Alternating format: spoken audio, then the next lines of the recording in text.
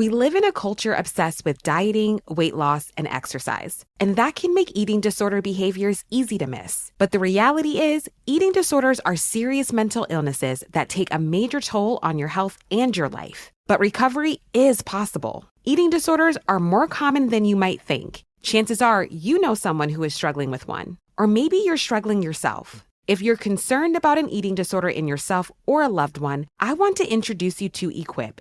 Equip is a fully virtual, evidence-based eating disorder treatment program that helps patients achieve lasting recovery at home. Every Equip patient is matched with a multidisciplinary care team that includes a therapist, dietitian, medical provider, and mentors. And you get a personalized treatment plan that's tailored to your unique goals and challenges. Equip treats patients of all ages and all eating disorder diagnoses. It's covered by insurance, and there's no wait list. If you think that you or a loved one could be struggling with an eating disorder, don't wait to get help. Visit equip.health to learn more. That's equip.health.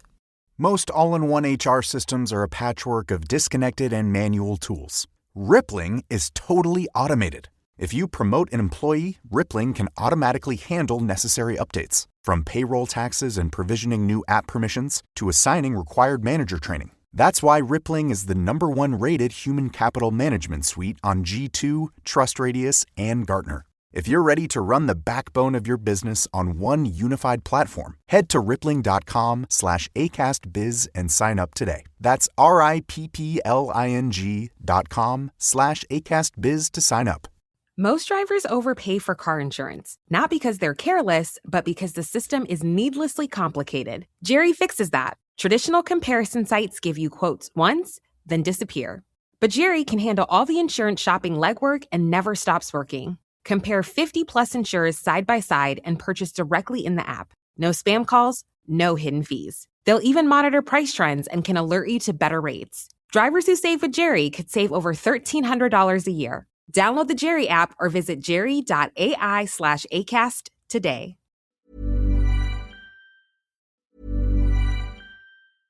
We live in a culture obsessed with dieting, weight loss, and exercise, and that can make eating disorder behaviors easy to miss. But the reality is, eating disorders are serious mental illnesses that take a major toll on your health and your life. But recovery is possible. Eating disorders are more common than you might think. Chances are you know someone who is struggling with one, or maybe you're struggling yourself. If you're concerned about an eating disorder in yourself or a loved one, I want to introduce you to Equip. Equip is a fully virtual, evidence-based eating disorder treatment program that helps patients achieve lasting recovery at home. Every Equip patient is matched with a multidisciplinary care team that includes a therapist, dietitian, medical provider, and mentors. And you get a personalized treatment plan that's tailored to your unique goals and challenges. Equip treats patients of all ages and all eating disorder diagnoses. It's covered by insurance, and there's no wait list. If you think that you or a loved one could be struggling with an eating disorder, don't wait to get help. Visit equip.health to learn more. That's equip.health. Why choose a Sleep Number smart bed? Can I make my site softer? Can I make my site firmer? Can we sleep cooler?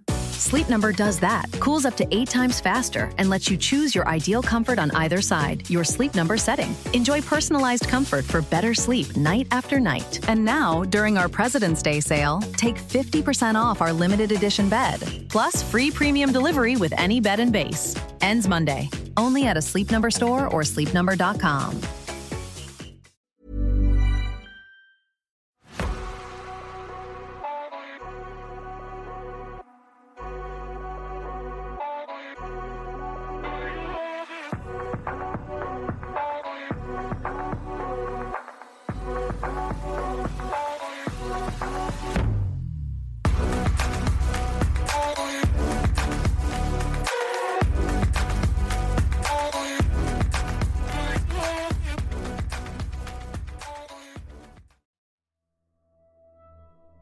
Hello, I'm Sarah. And I'm Toby. And welcome to the Whispering Woods podcast.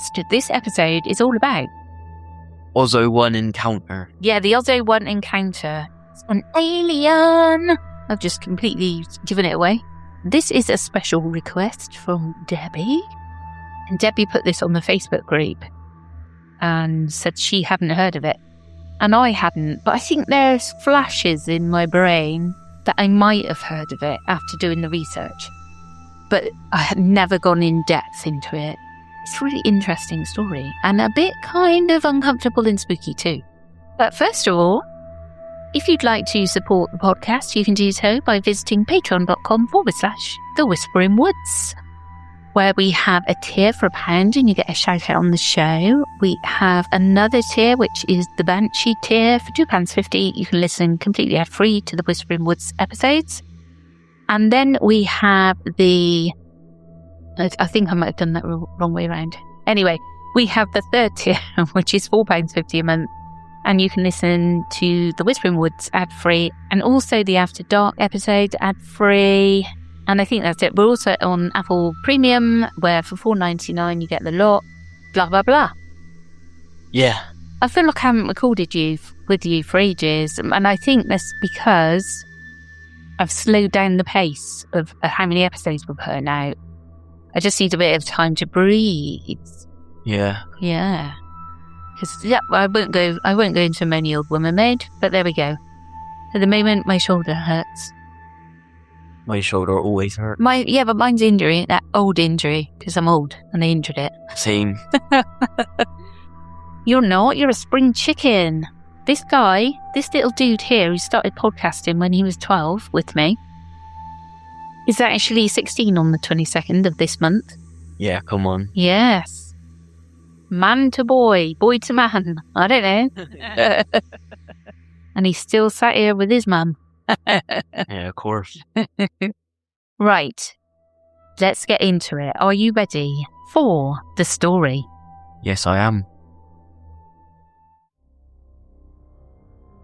The late afternoon sun dipped low over Medicine Bow National Forest on October the 25th, 1974. Carl Higdon, a 41-year-old oil driller and father of 4, moved quietly through the trees with his rifle in hand. He was hunting elk. Spotting a group of 5 of them grazing in a clearing, he raised his 7mm Magnum rifle and took aim at the largest bull. He squeezed the trigger. Click, but nothing happened. There was no kickback or thunderous crack of gunfire. Instead, Higdon watched in bewilderment as the bullet drifted from his barrel, sailed slowly forward as if it were trying to penetrate through invisible gelatin. The round glided about 50 feet and then plummeted to the snowy ground, where it landed, flattened and misshapen. His heart going 10 to the dozen, Carl stared at his rifle and the spent bullet casing, trying to make sense of what had happened. In the quietness of the moment, a strange vibration hung in the crisp air. Then he noticed he was not alone. From behind the trees, a figure stepped forward. It was a tall, humanoid shape, unlike any man he had ever seen. It moved toward him deliberately, and Carl felt a chill rippling up his spine. The being stopped a few paces away, and for a long moment they stood in silence, regarding each other in the fading light. Finally, in a voice oddly casual and clear, the bizarre figure spoke in English. "How you doing?" Carl Higdon could only gape at the being in front of him. The creature was about 6 feet tall and floated slightly above the ground. It wore a skin-tight black outfit, similar to a scuba diver's wetsuit, crossed by harness-like straps on its chest. A metallic belt cinched its waist, and it was adorned with a large yellow, 6-pointed star above a strange insignia. The entity's face was even more unsettling. It had no ears that Carl could see, and its eyes were small, lacking any eyebrows. Coarse, straw-like hair sprouted from the dome of its skull. Where a human would have a jaw, this thing's face simply flowed to its neck, giving it a necklace impression. Thin, lipless slit of a mouth revealed 3 gigantic square teeth above and 3 below. 2 short antennae jutted from its forehead, twitching gently. Most surprising of all, the creature's arms ended in abnormalities.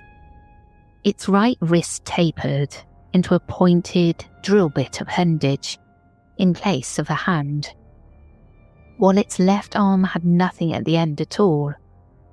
Carl's throat constricted as he stared into the eyes of the being. Struggling to keep his nerves, Carl responded to the creature's greeting. "Pretty good," he replied shakily. His mind whirled with questions, but before he could find his voice again, the strange humanoid continued speaking. "Your sun burns us," the being said matter-of-factly, shielding its deep-set eyes from the sunlight filtering through the tall pines.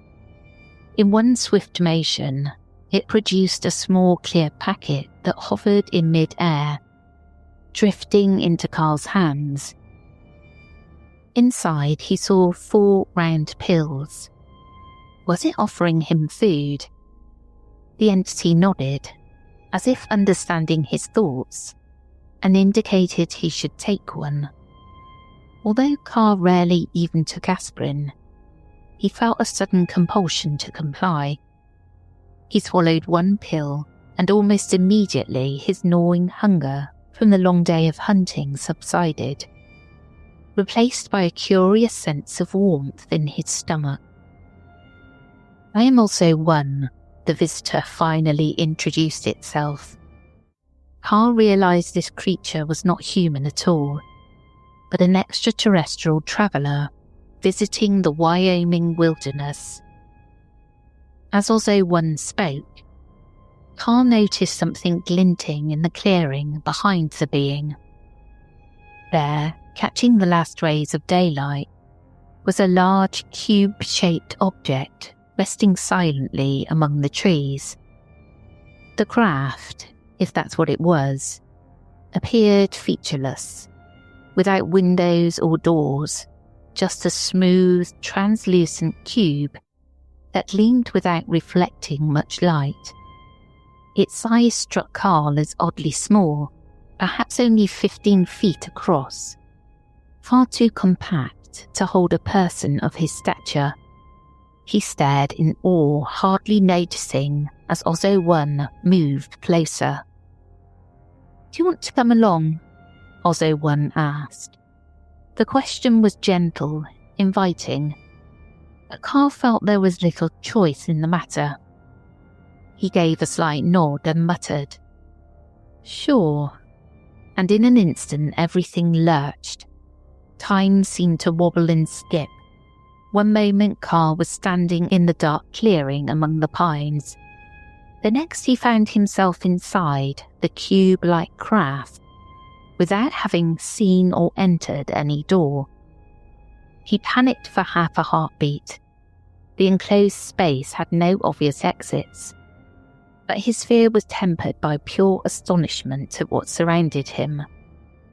The interior of the cube was suffused with a soft ambient light. The walls were transparent from inside, allowing Carl to see out into the forest, though he doubted anyone outside could see in. Ausso 1 was beside him, accompanied by 2 nearly identical creatures, presumably crew members of this odd ship. To Carl's surprise, he was not the only Earth life brought aboard. The 5 elk he had been watching were now standing frozen in place along one wall of the cube, trapped in narrow beams of light. The animals did not move or make a sound. They seemed immobilized, their eyes wide and bodies rigid. Carl's mind reeled at the sight of these great wild creatures, rendered still as statues, And then he realised with growing panic that he himself could move freely. Whatever paralysed the elk did not affect him. He clutched his rifle tightly, only now noticing it was somehow back in his hands. Ausso 1's drill-like right arm hovered near Carl's shoulder in a reassuring gesture, as if to calm him for what came next. Without any sensation of acceleration, the cube craft suddenly shifted.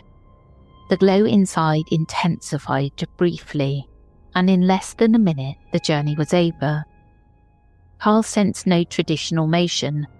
There was no lurch on takeoff or deceleration. But he knew that they had travelled somewhere far, far away. Darkness pressed in outside the transparent walls of the cube.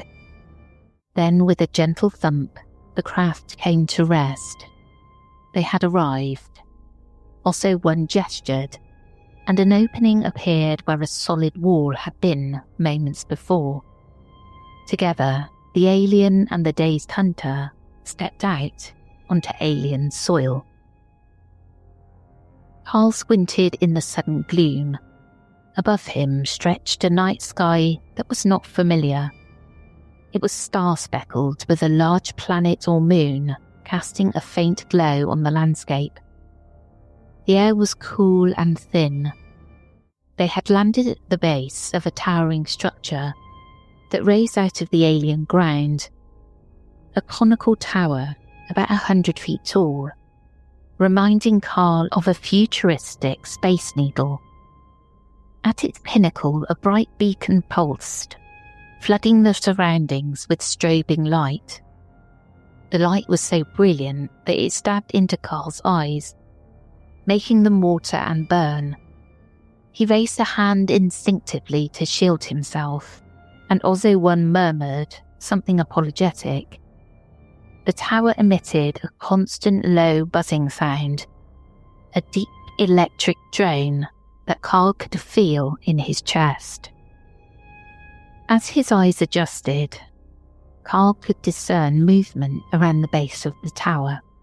To his astonishment, 5 human-like figures stood in a loose circle near the structure, talking among themselves. They were people, or at least they appeared to be.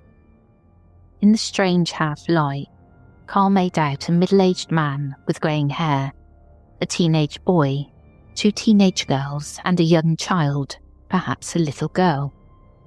They were dressed in ordinary Earth clothing and seemed unaware of Carl's arrival. They were absorbed in quiet conversation. Were they other abductees from Earth, brought here just as he was? Before he could call out to them, Ausso 1 gently touched Carl's arm with his drill-like limb and urged him forward. The other aliens flanked him, guiding him toward the tower's base. Ausso 1 and Carl floated together off the ground and glided into the tower through an open archway. The human figures outside paid them no heed as they passed, and inside a circular elevator without doors lifted them smoothly upward, delivering them into a bright examination chamber. The room was sterile and domed, illuminated by panels of soft white light.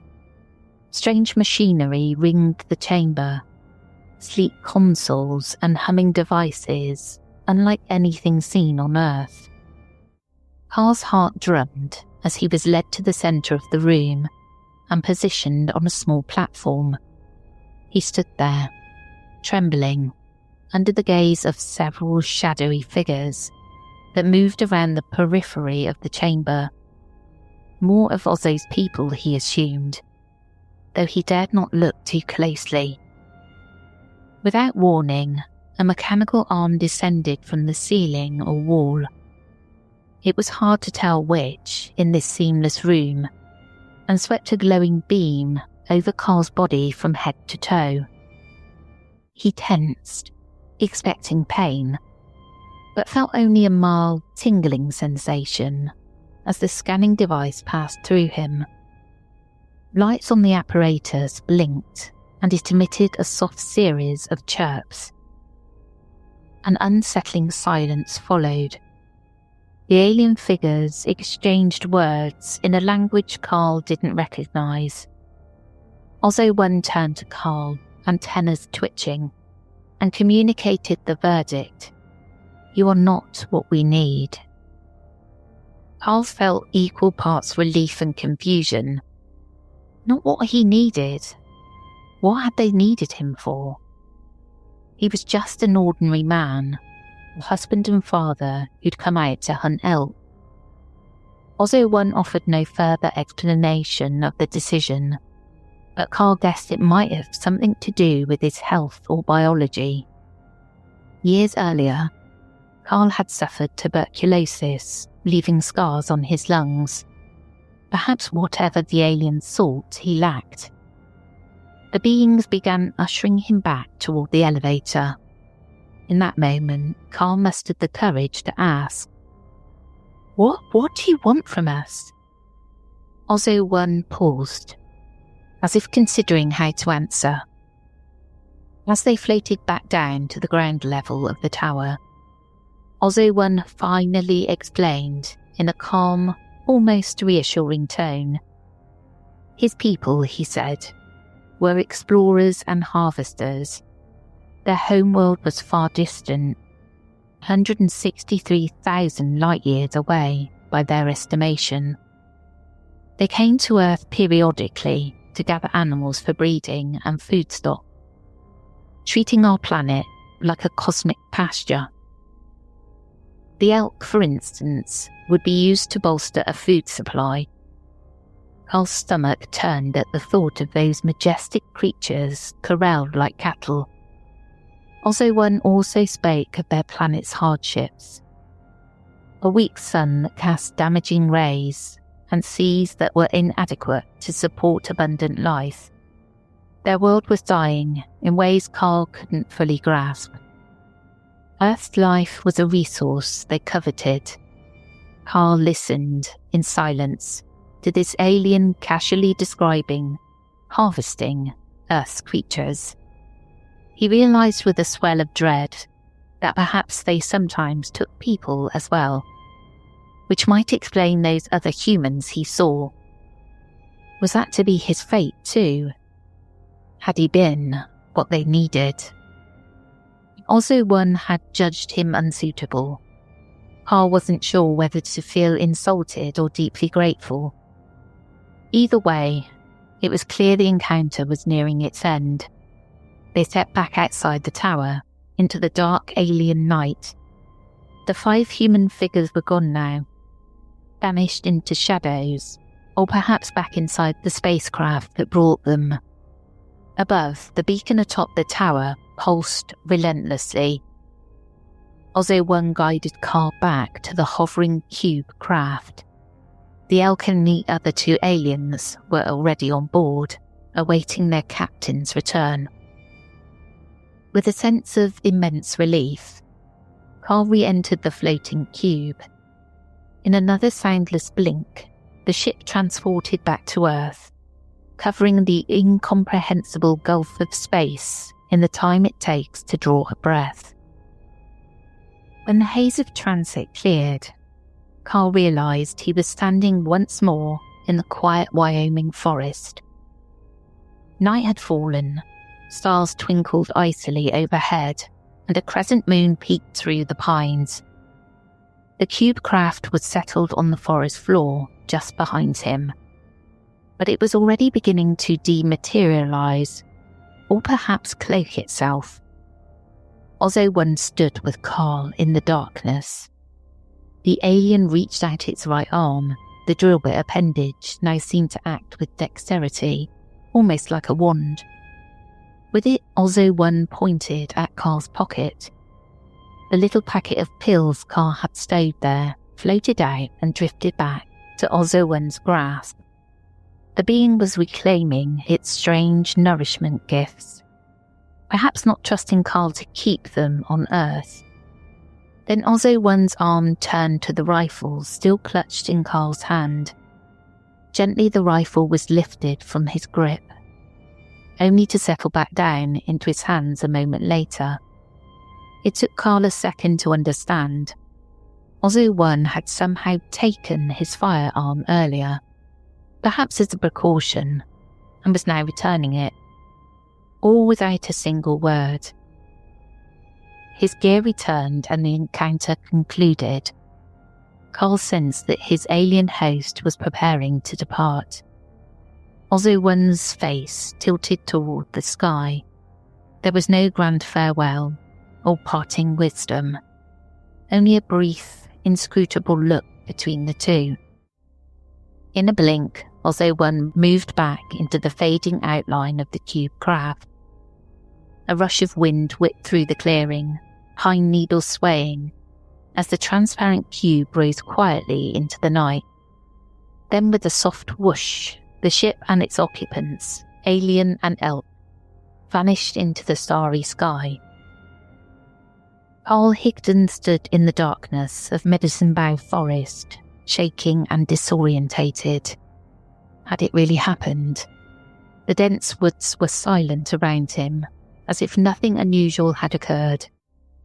The only evidence something was amiss was the utter absence of the elk that had been there moments before. The clearing was now empty and still. Clutching his rifle, Carl stumbled through the rough terrain, desperate to find his way back. To his surprise, after only a short walk, he came upon his pickup truck. Yet it was not where he had parked it hours before. The truck sat in the middle of a rugged, boggy area, about 3 miles from where Carl recalled leaving it. The route was impassable, with fallen logs and mud that a 2-wheel drive could not traverse. There were no tyre tracks, or signs that the vehicle had been driven or dragged. Dazed and barely coherent, Carl climbed into the truck's cab. The adrenaline that had carried him was fading, replaced by a leaden exhaustion. He felt suddenly terribly sleepy. Fumbling the keys into the ignition, he turned them, but the engine only clicked. Perhaps it was for the best. In his condition, driving would have been impossible. Carl's head lolled back against the seat, and his world went black. Sometime later, voices woke him. Carl, wake up. He felt hands grasping his shoulders, shaking him awake. With great effort, Carl's eyes opened to the glare of flashlights and concerned faces of his friends. A search party, worried when he hadn't returned, had finally found him just before midnight, slumped in his truck in the middle of nowhere. Carl blinked at them in confusion. He was trembling uncontrollably, and his eyes were red and watering. The flashlight beams felt like knives to his eyes. He raised a hand, whimpering that the light hurt. It's us, Carl, one friend said gently. They kept asking if he was all right, where he'd been. Carl opened his mouth to answer, and realised with panic that he did not remember. His mind was a jumble of fractured images, beams of light, a tower, an impossible face with 3 giant teeth. He couldn't form the words. When a rescuer asked him his name, Carl stared back blankly. He didn't know. In that moment, he couldn't even recall his own name. Tears of frustration filled his eyes as they guided him out of the truck. They rushed the disorientated hunter to Carbon County Memorial Hospital. There, under the sterile fluorescent lights, Carl slowly began to regain his wits. His terrified wife, Marjorie, arrived. But at first, Carl didn't recognise her. He gazed through her as if she were a stranger. Bit by bit, over the next hours and days, the memories assembled themselves, and the tale spilled forth. The bullet, the alien, the cube craft, the journey across the stars. Doctors and nurses listened with polite skepticism as Carl raved about Ausso 1, an elk floating in beams of light. But some evidence was undeniable. When Marjorie went through Carl's hunting jacket, she found the spent bullet he had retrieved from the clearing. Incredibly, the normally lethal round was crumpled and turned inside out. The lead core completely gone. Ballistic experts who examined it were baffled by the bullet's deformed shape and could offer no natural explanation. Routine X-rays at the hospital showed that Carl's old tuberculosis scars had disappeared. Even the kidney stones that had troubled him before were simply gone. Physically, he was in better health than ever, save for an acute sensitivity to light that lingered about for weeks. In the coming days, law enforcement and researchers descended on Rawlins, Wyoming, to investigate Carl's claims. The media caught wind of the fantastical story, dubbing it the Wyoming Hunter abduction. Carl told and retold his story, insisting every incredible detail was true.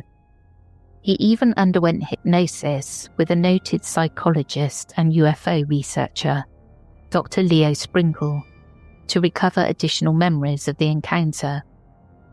And each time, his story remained consistent and hauntingly vivid. Locals were sceptical, of course. Many dismissed the story as a wild hallucination or a bid for attention. But Carl never once attempted to profit from his story, and he passed multiple polygraph tests, affirming that something profound had happened to him in that forest. Whatever people believed, Carl knew what he had experienced. Reflecting on his otherworldly journey, he would often shake his head in wonder. "Life is not the same since I met that man," he told reporters, referring to the mysterious Ausso 1.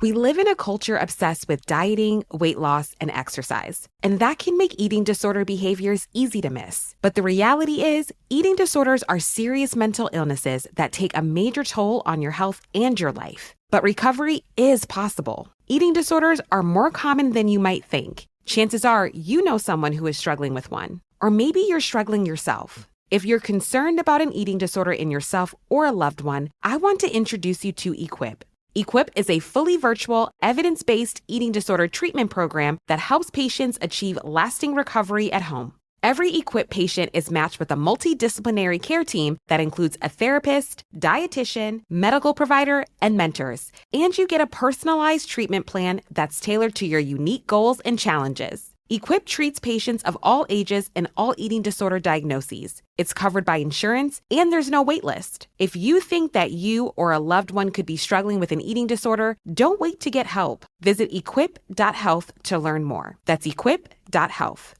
Most all-in-one HR systems are a patchwork of disconnected and manual tools. Rippling is totally automated. If you promote an employee, Rippling can automatically handle necessary updates, from payroll taxes and provisioning new app permissions to assigning required manager training. That's why Rippling is the #1 rated human capital management suite on G2, TrustRadius, and Gartner. If you're ready to run the backbone of your business on one unified platform, head to rippling.com/AcastBiz and sign up today. That's RIPPLING.com/AcastBiz to sign up.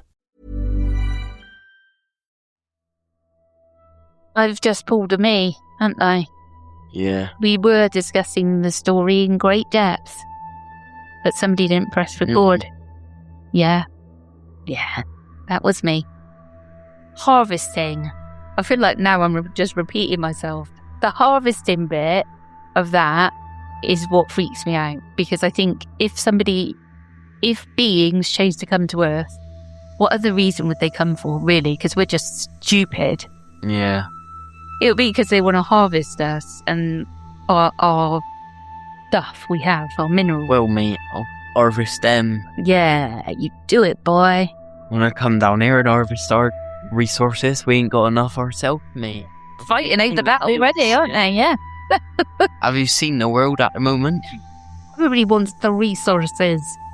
Yeah, but it's spooky. I did, I'm glad that the guy got let go, but I do believe they're here already. We need to do more alien stories because they are great. I love them. And it's freaky in a kind of different way. Yeah. Yeah. There is aliens here. I can't remember where it was. I think it was Canada. Oh, well, they're all over, love. And by Area 51. They are all over. They are under the sea. They are in the volcanoes. They're up in the sky, hiding in clouds. They're everywhere. Yeah. Already.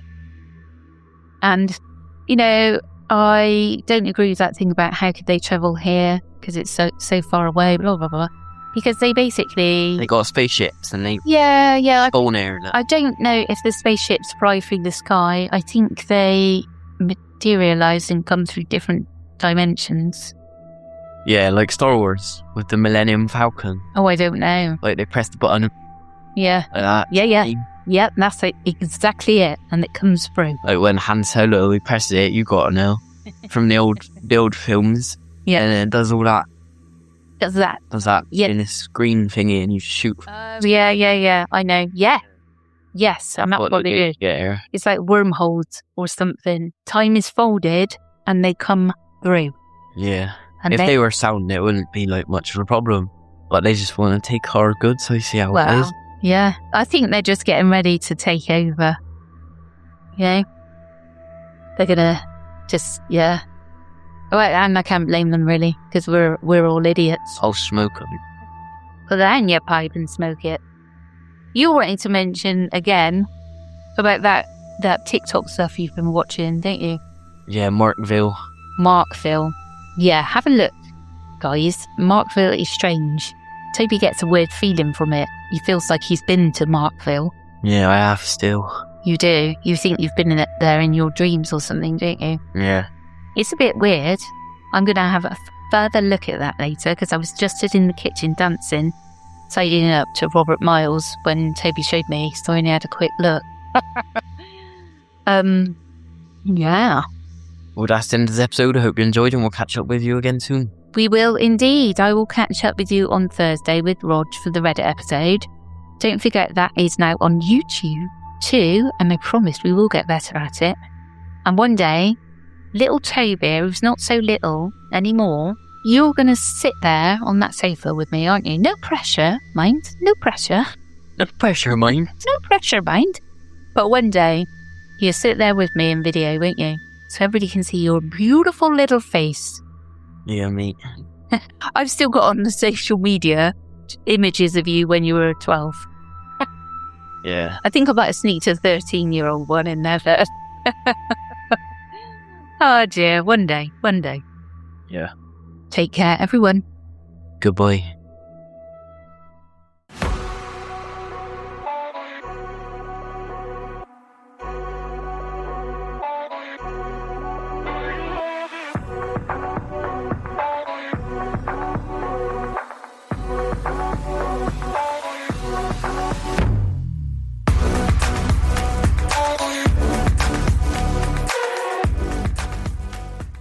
The stories told on the Whispering Woods are inspired by historical records, witness reports, and local folklore. While every effort is made to research and represent events accurately, some details, names, and locations may differ from official accounts or have been changed out of respect for those involved.